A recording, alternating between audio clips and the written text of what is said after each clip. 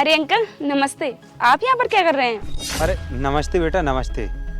कुछ नहीं, बस मैं अपने बेटे का इंतजार कर रहा हूँ। बेटे का इंतजार कर रहे थे या फिर गाड़ी साफ कर रहे हो? नहीं नहीं बेटा, मैं अपने बेटे का ही इंतजार कर रहा हूँ। वैसे आपके बेटे से याद आया, उसकी सैलरी वैलरी बढ़ गई या फिर अभी भी 10-15 हजार की नौकरी कर रहा है?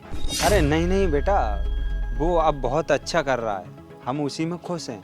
देखो अंकल, एक बात बोलूं, बुरा मत मानना। अच्छा हुआ कि मैंने आपके बेटे से शादी नहीं की, और वैसे भी आप मेरे पापा की कंपनी में एक छोटे से मैनेजर ही तो थे। और अंकल, मैं अगर आपके बेटे से शादी कर लेती तो मेरी तो बहुत इंसल्ट होती, और मैं तो क्या, आपके लड़के से तो कोई भी लड़की शादी नहीं करेगी, और वैसे भी मुझ जैसी लड़की तो बिल्कुल भी नहीं।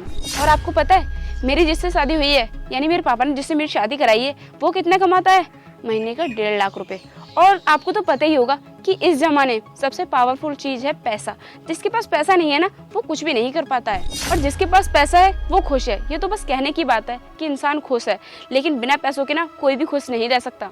तुम्हारे मुंह से सुनकर अच्छा लगा कि तुम्हारे हस्बैंड इतनी सैलरी कमाते हैं, लेकिन एक बात मैं तुमसे कहूँगा, इतना भी अच्छा नहीं कि आप मेरे बेटे के बारे में इतना कुछ बोल रहे हो।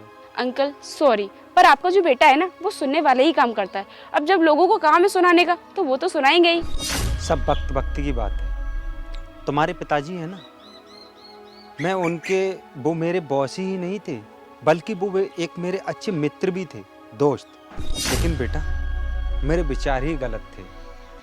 वैसे एक बात बताओ मुझे कि तुम्हारे हस्बैंड कौन सी कंपनी में जॉब करते हैं? मेरे पति MNC कंपनी में जॉब करते हैं, यानी इस वाली कंपनी में। अच्छा अच्छा बेटा, वैसे तुम्हें मालूम है इस कंपनी का मालिक कौन है? मालिक नहीं, मुझे तो नहीं पता। वैसे बेटा, मैं बताऊं तुम्हें, इस कंपनी के मालिक का नाम मिस्टर सतवीर। और बेटा तुम्हें पता है, अभी मेरे बेटे के बारे में तुम इतना कुछ गलत सलत बोल रहे हैं। इस कंपनी का ही मालिक नहीं है, वो इस बिल्डिंग का भी मालिक है। और बेटा, उसकी एजुकेशन और क्वालिफिकेशन और ईमानदारी देख कर ना, वो उस ऊंचाई पर पहुंच चुका है। पता नहीं कि कितने मैनेजर और वर्कर उसके पास काम करते हैं, और कितने लोगों को वो डेली की तनख्वाह देता है, और जिसमें से एक तुम्हारा पति भी है।